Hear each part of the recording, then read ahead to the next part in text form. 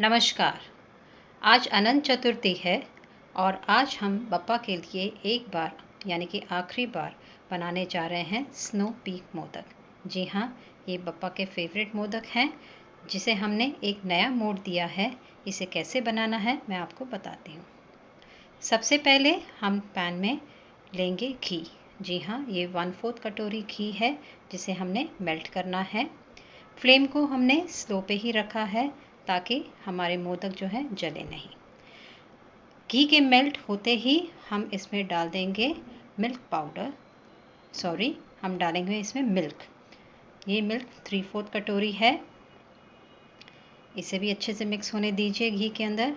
और साथ ही में हम ले रहे हैं 2.5 कप मिल्क पाउडर। जी हाँ, इसे भी हम अच्छे से मिला लेंगे। और इसी के साथ हम लेंगे शक्कर जो 1/2 कटोरी है, इसे हमने पीस लिया है। इन सारी चीज़ों को अच्छे से घुमा लीजिए, मिक्स कर लीजिए। स्लो फ्लेम पे इसे थोड़ी देर तक हमने पकाना है और ध्यान देना है कि इसमें कोई लम्प्स ना रह जाएं। इसे घुमाते ही रहिए फॉर रफली 5 मिनट्स। आप देखेंगे बहुत अच्छे से सारी चीज़ें घुल मिल गई हैं और लम्प्स भी लगभग सारे निकल गए हैं। अगर थोड़ी बहुत कसर रह गई है तो वो भी हम पूरी कर देंगे। साथ ही साथ उसे साइड से क्लीन करते जाइए। अब हमने ली है चॉकलेट। जी हाँ, ये प्लेन चॉकलेट है। इसे भी हम डाल रहे हैं। बप्पा बच्चों के फेवरेट है, इसलिए बच्चों को ध्यान में रखते हुए हमने इसमें चॉकलेट मिक्स कर दी है। इसे भी पूरी तरह से अच्छे से मिला लीजिए और साथ ही साथ स्टर करते जाइए। अगेन एज आई सेड, किसी तरह के कोई भी लम्प्स नहीं रहने चाहिए। साथ ही में 1 छोटा चम्मच हमने कोको भी लिया है।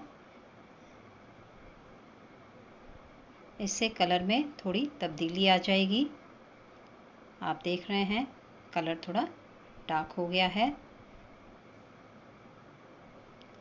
मिश्रण भी अच्छे से मिक्स हो रहा है, साइड्स छूट रहे हैं, मिश्रण इकट्ठा हो रहा है। जब आपको इस तरह की कंसिस्टेंसी मिलने लगे तब हम इसे निकाल लेंगे। हमने इसे एक बाउल में निकाला है जिसे हमने घी के साथ ग्रीस किया हुआ है और इस मिश्रण को हम अब ठंडा होने देंगे पूरी तरह से। इसे कम से कम 20 से 25 मिनट लग जाएंगे। इवन कर लीजिए और इसे ठंडा होने के लिए छोड़ दीजिए। ठंडा हो चुका है। अब हम इसके मोदक बनाएंगे। सबसे पहले हम हाथ को ग्रीस कर लेंगे घी के साथ, फिर एक चम्मच से एक पोर्शन लेंगे, उसका एक गोला बना लेंगे।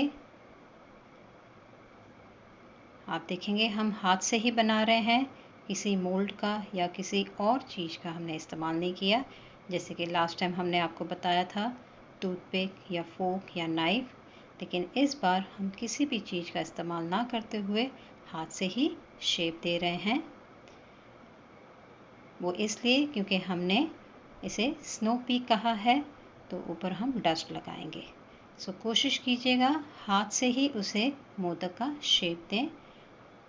जब ये गोला बन जाए उसे थोड़ा लिफ्ट कर लीजिए ऊपर से और उसे जैसे माउंटेन पीक्स होती हैं वैसे ऊपर एक कोन दे दीजिए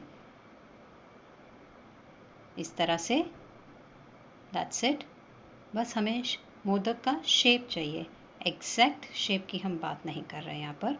इसी प्रकार आप सारे मोदक तैयार कर लीजिए।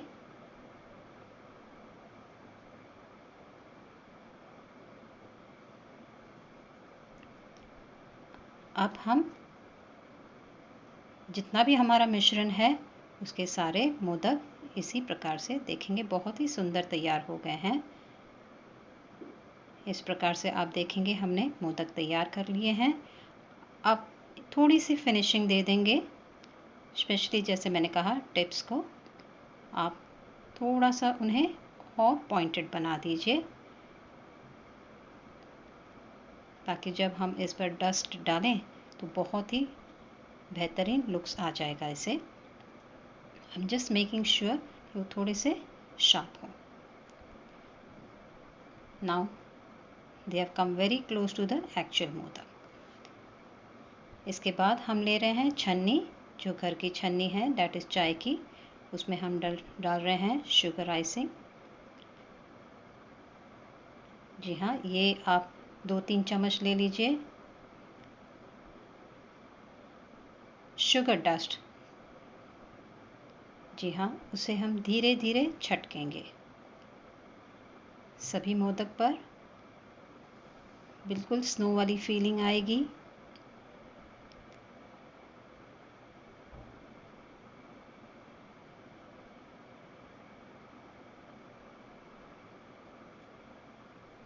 हमने ब्राउन कलर इसलिए किया है ताकि ये जो वाइट डस्ट है उस पर एप्रोप्रिएट नज़र आए। अगर इसे हम सफ़ेद ही रखते हैं तो वो लुक्स नहीं आता जो हम चाहते थे। तो इसलिए आप मोदक का जो कलर है, कोई अगर फूड कलर आप इस्तेमाल करना चाहें तो कर सकते हैं, ताकि वाइट डस्ट यानी कि शुगर डस्ट जो हम डाल रहे हैं वो निखर कर आना चाहिए। इस तरह से आप सभी मोदक पर इसे स्प्रेड कर लीजिए। बहुत ही सुंदर लग रहा है।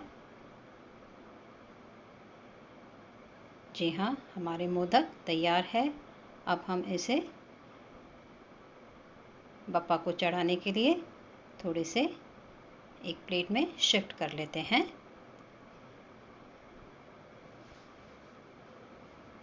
बहुत ही सुंदर, बहुत ही आसान। लीजिए, हमारे स्नो पीक मोदक तैयार हो चुके हैं।